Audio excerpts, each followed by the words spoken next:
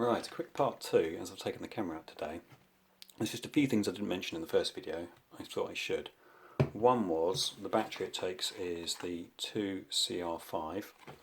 I put one of these in here 9 months ago and it's still fully charged. I haven't used it much in 9 months, but that is quite impressive all the same.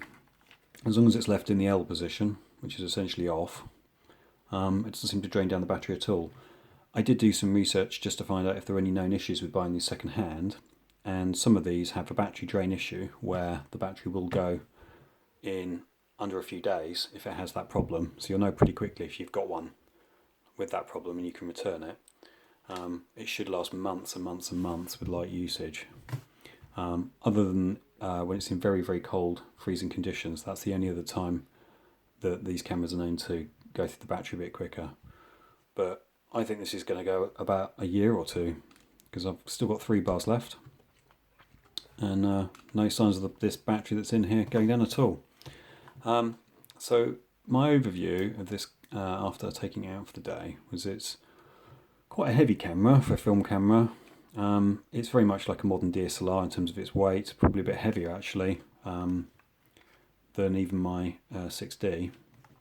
A lot of that is the fact that it's got the motor drive in that a lot of the older film cameras you'd have to buy a separate motor drive and stick that on to the base plate, whereas with this it's built in, and that adds to the weight certainly. And if you want to make use of that motor drive, turn it on, hold down the little blue button here, and then change that S to a C, and that's in continuous now. You've also got self timer there, and then single shot. I left it in single shot. Each time I turned it on, so that's off and then on again, I just double checked it was still in single shot, because there was one time when I didn't realise it was in continuous. I fired off 2 frames one after the other, and when you've only got 36 shots, you don't want to waste a frame, so that was something I kept an eye on. In terms of focus, it focuses really well, particularly with the 40mm. With the 85mm, I found that when the subject was within 4 or 5 feet, sometimes it would hump back and forth a bit.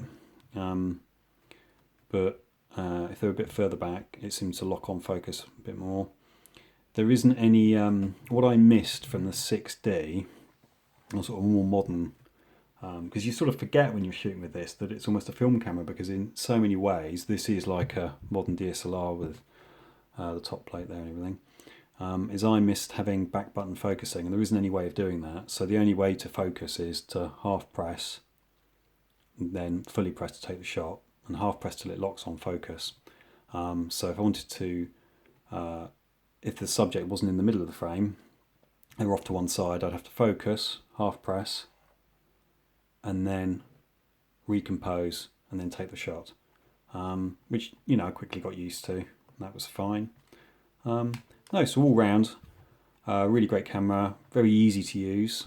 It was nice to have autofocus. I'm used to manually focusing whenever I shoot film, so it's just kind of, I think that was an advantage having autofocus, and the sort of downside probably was it was a heavy camera, but it was very nice.